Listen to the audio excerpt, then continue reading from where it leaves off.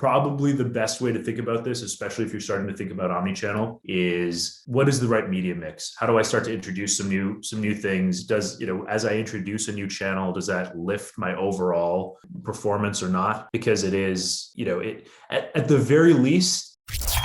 Is that the major value prop that really gets companies to choose you as a route for funding, like the equity free piece? Is that really the main value prop, or is there more to it? Yeah, that's the hook. I guess that's the reason why people come to us is, that's the top of mind for every founder is like, do I have enough funding to keep my business going and to achieve my goals? And we kind of created a new way of thinking about funding.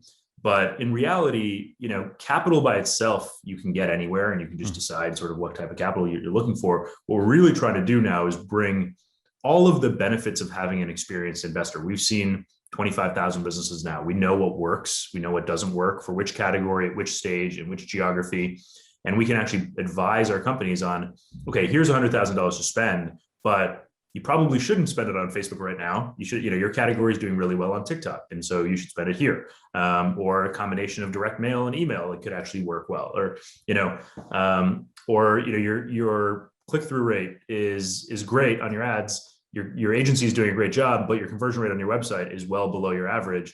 You need to improve your conversion rate, website load time. Here are some partners that can do that. So we're really starting to get into the advisory, like what you'd look for in a board member or an investor that's done this before.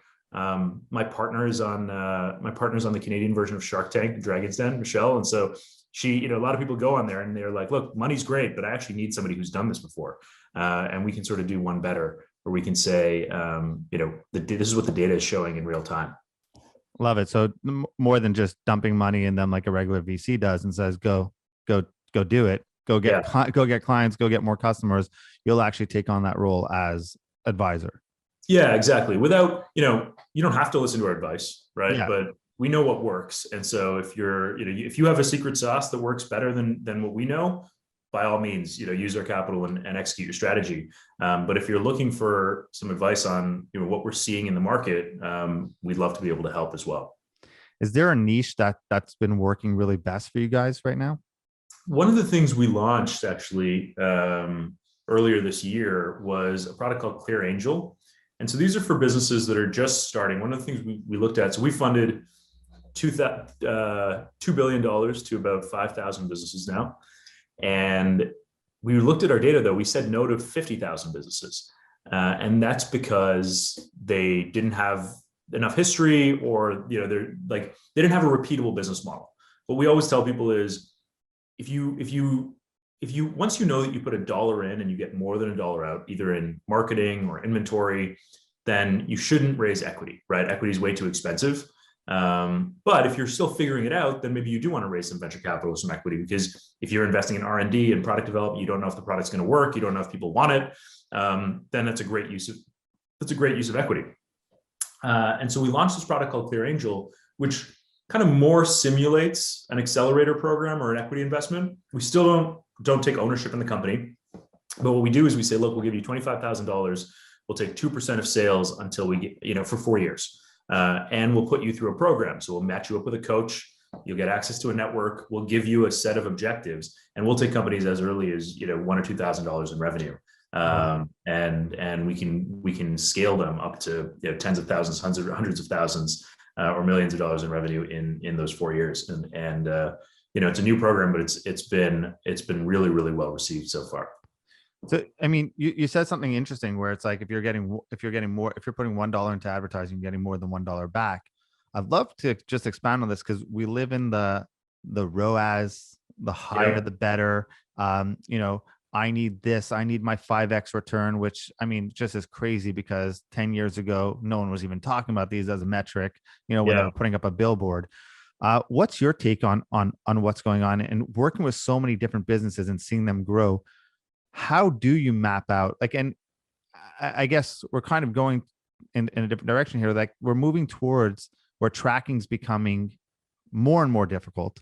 It's not going to get easier. All the platforms are now going to have issues. How should businesses start looking at ROI or ROAS and start looking at that when it comes to their own business?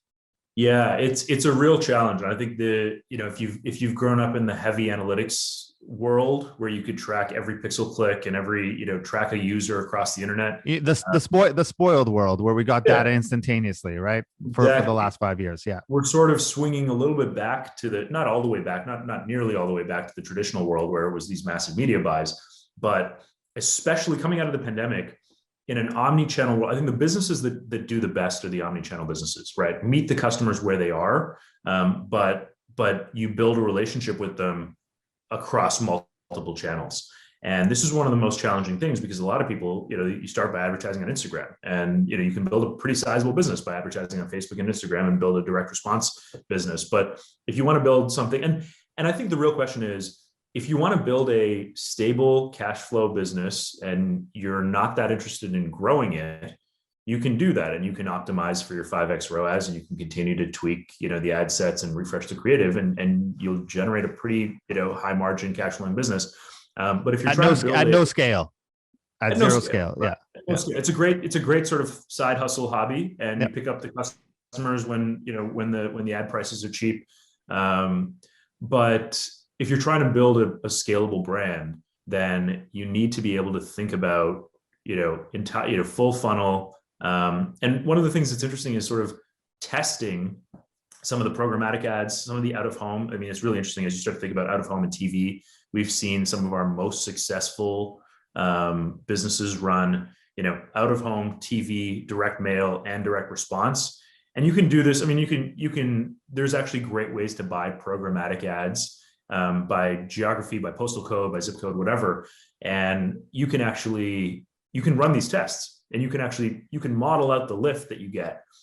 You've got to think about your time windows a little bit differently, but you can model a lift of like, hey, I'm going to run this ad for this week, and then for the next 3 weeks, I'm going to see what the lift I get on my direct responses compared to an equivalent geo that doesn't have that. It's hard. You can't control for every variable. The statisticians are gonna struggle with this, but you have to have a little bit of conviction, and you probably have to make some gut decisions on less data. And this is another area where we try and help because we've seen it across a large portfolio.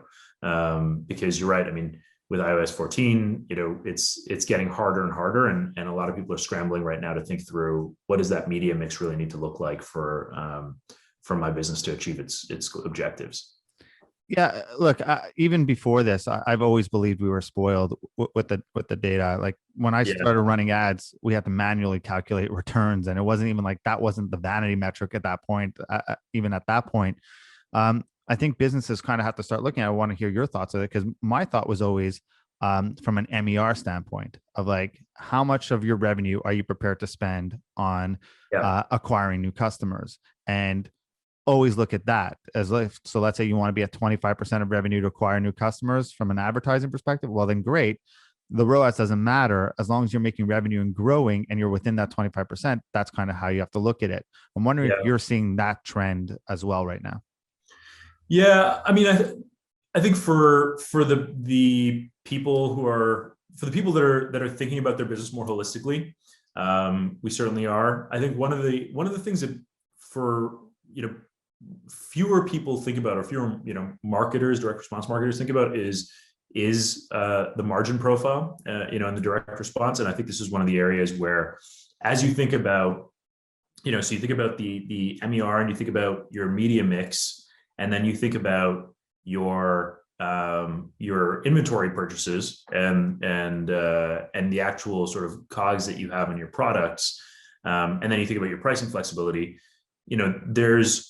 You almost want to start to think about like, how much of your free cash flow are you interested in spending, right? And what are the opportunities for you to optimize free cash flow? Because again, and this is where, if you have access to financing, like, you can actually start to think about this a little bit more strategically. You can say, look, I'm going to make a more aggressive media buy, and I'm also going to make a more aggressive inventory purchase. And with my more aggressive inventory purchase, I can actually reduce my COGS and assume that the media buy is actually going to sell through that inventory. And so you expand the free cash flow of the business. So I think that's one of the areas that, the most sophisticated people are starting to think through the margin profile alongside the ROAS side of the business. It's historically been like, hey, I've got my supply chain team and I've got my marketing team, and they should never talk. And I think if you can get creative, you can actually start to do some interesting things there. I love what you said earlier about being omni-channel. I'm a big believer in omnipresence, and the ability to dominate your market or achieve market domination requires you to be seen everywhere. But now with attribution, right?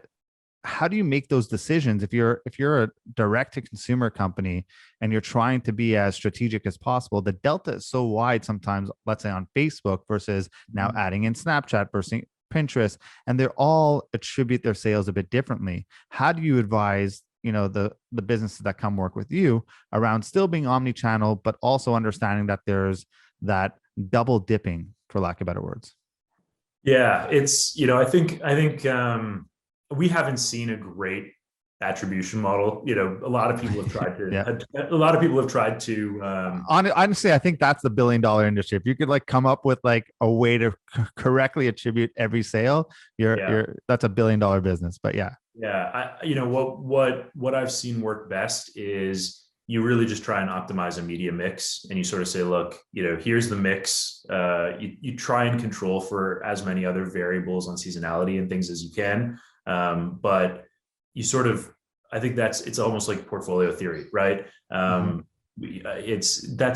going to, because if you try and get down to the attribution of an individual sale, which is what every platform wants you to do, and they want to try and take credit for it, and they've got their own tricks to do it, you can wind yourself up, and you can kind of lose the forest for the trees. So I think probably the best way to think about this, especially if you're starting to think about omnichannel, is what is the right media mix? How do I start to introduce some new things? As I introduce a new channel, does that lift my overall performance or not? Because it is, at the very least, that strategy will be robust to the changes that are happening on attribution and user tracking and things like that we're going to see in this year and beyond.